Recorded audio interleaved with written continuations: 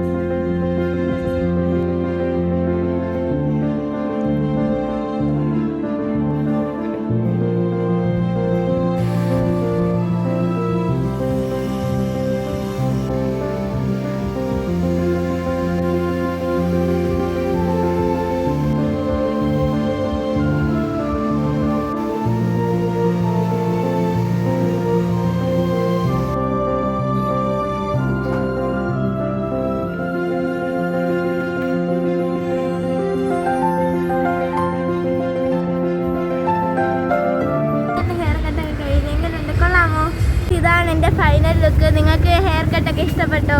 അപ്പോൾ അടുത്ത വീഡിയോയിൽ കാണുന്നതായിരിക്കും. ബൈ.